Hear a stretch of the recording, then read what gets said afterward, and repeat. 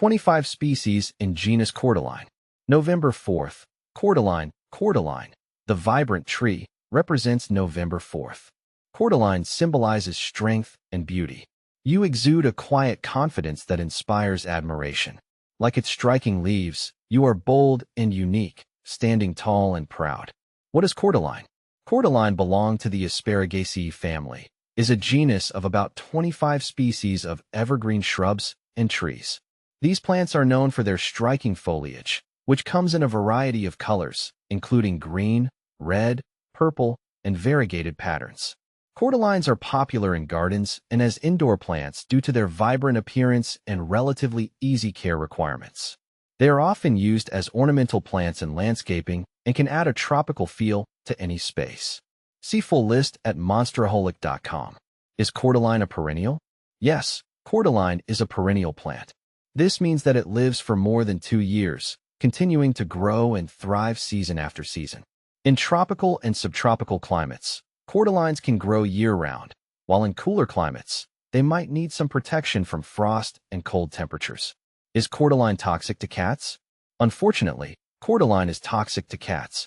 If ingested, it can cause symptoms such as vomiting, diarrhea, and lethargy. It's important to keep cordyline plants out of reach of cats to prevent any accidental ingestion.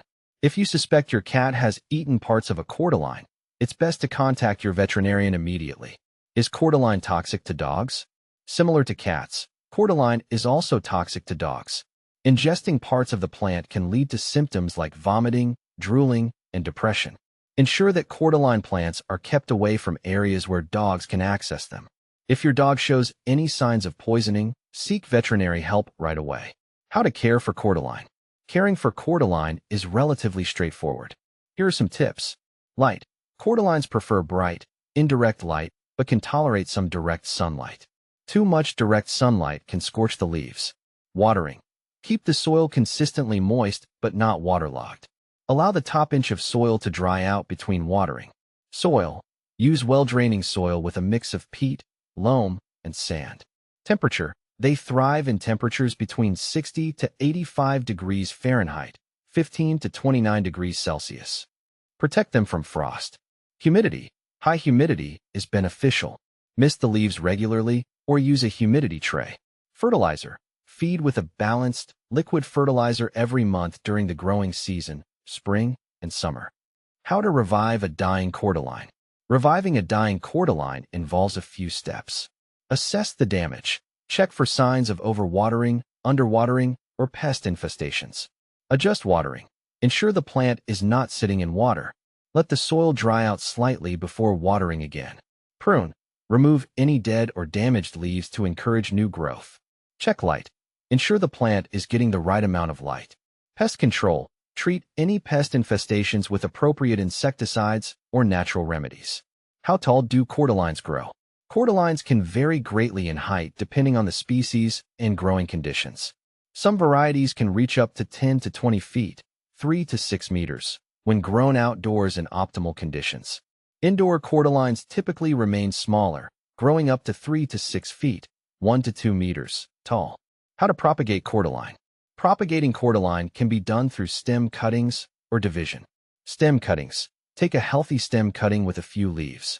Dip the cut end in rooting hormone and plant it in a pot with well-draining soil. Keep the soil moist and place the pot in a warm, bright location. Division.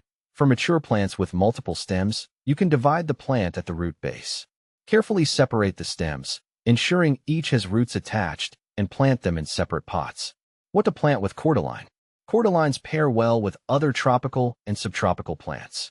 Consider planting them with ferns. The lush, green foliage of ferns complements the bold colors of cordylines. Palms. Palms add height and a tropical vibe. Bromeliads. These colorful plants enhance the visual appeal. Begonias. Their varied foliage and flowers add interest. Do deer eat cordyline? Cordylines are generally not favored by deer. They're tough. Leathery leaves are not particularly palatable to deer, making them a good choice for gardens in areas where deer are common. Cordyline versus Dracaena. Cordyline and Dracaena are often confused due to their similar appearance. However, they have some differences. Leaf shape. Cordyline leaves are often more colorful and have a broader range of hues. Growth habit. Cordylines tend to have a more bushy and branched growth habit, while Dracaenas typically grow in a single, unbranched stem. Flowering. Cordylines produce small, fragrant flowers, while Dracaenas rarely flower indoors. Cordyline versus flax. Cordyline and flax, Phormium, are both popular in landscaping but differ significantly. Leaf texture.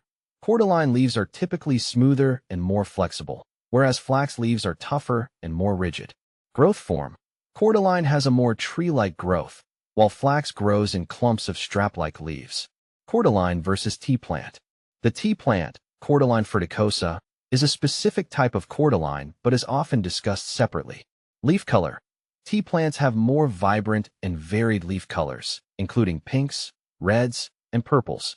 Cultural significance. Tea plants have cultural significance in Polynesian and Hawaiian cultures, often used in traditional rituals and decorations. In conclusion, cordylines are versatile, attractive plants that can enhance any garden or indoor space. Understanding their care requirements and differences from similar plants can help you make the most of these beautiful plants.